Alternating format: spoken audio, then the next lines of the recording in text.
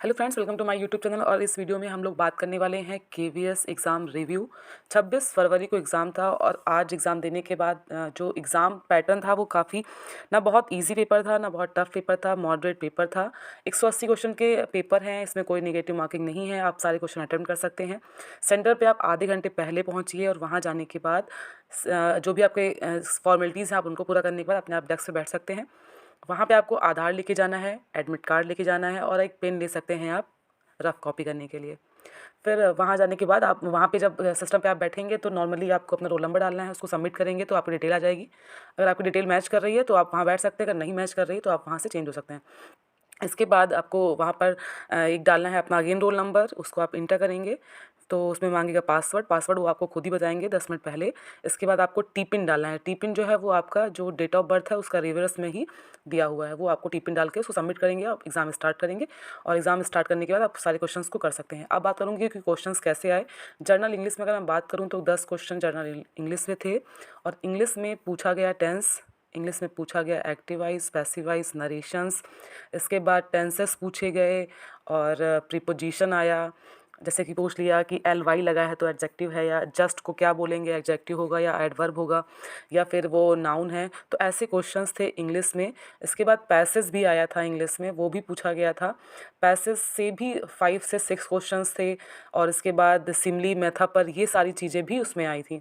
Opposite चीज़ें आई थी, जैसे कि 10 मार्क्स का स्टार्टिंग में आपको मिलेगा, इसके बाद 20 मार्क्स का आपका इंग्लिश अगेन आएगा, उसमें भी आपको सिनोनिम्स, एंटोनिम्स ये सारी चीज़ें देखने को मिलेंगी। अब अगर मैं बात करूँ हिंदी की तो हिंदी 10 नंबर शुरुआत में 10 नंबर का मिलेगा, बाकी अगेन फिर आपको 20 मार्क्स का हिंदी मिलेगा। तो जो स्टार्टिंग में 10 मार्क्स का आएगा वो नॉर्मल हिंदी होगा, लाइक रिमझिम बुक से कौन है, कौन क्या पात्र है, बिट्टो किसके कहानी का है, कुड़ुक क्या है, भाषा है या व्यंजन है।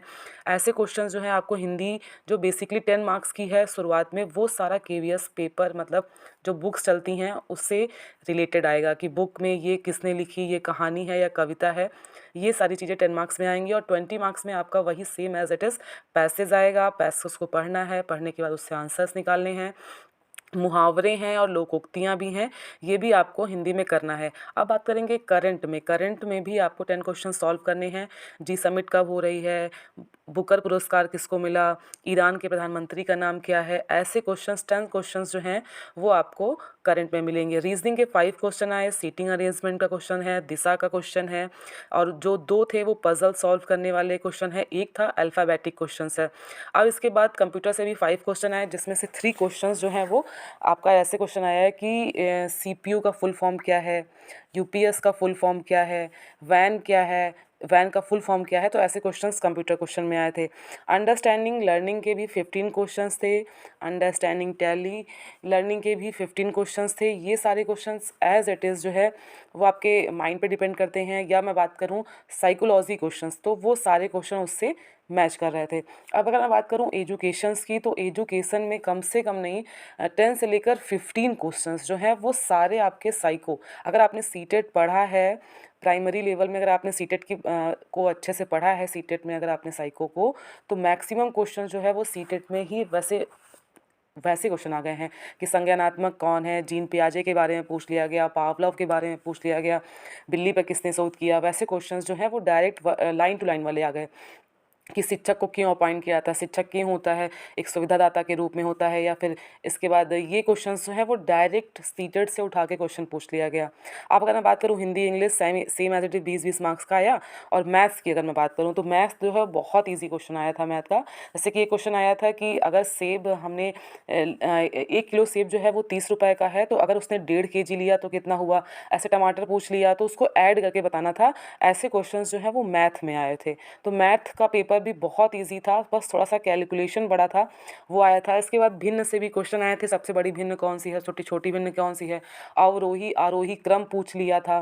तो मैथ्स का जो क्वेश्चंस था, मीन्स दैट मैथ्स भी जो आई थी वो भी बहुत ईजी आई थी, थोड़ी सी लेंदी थी कि बिकॉज ऑफ दैट कि कैलकुलेशन करनी थी उसमें, और कुछ नहीं था। अब अगर मैं बात करूँ तो ईवीएस की, तो ईवीएस पूरा आपका सीटेड से आया हुआ था।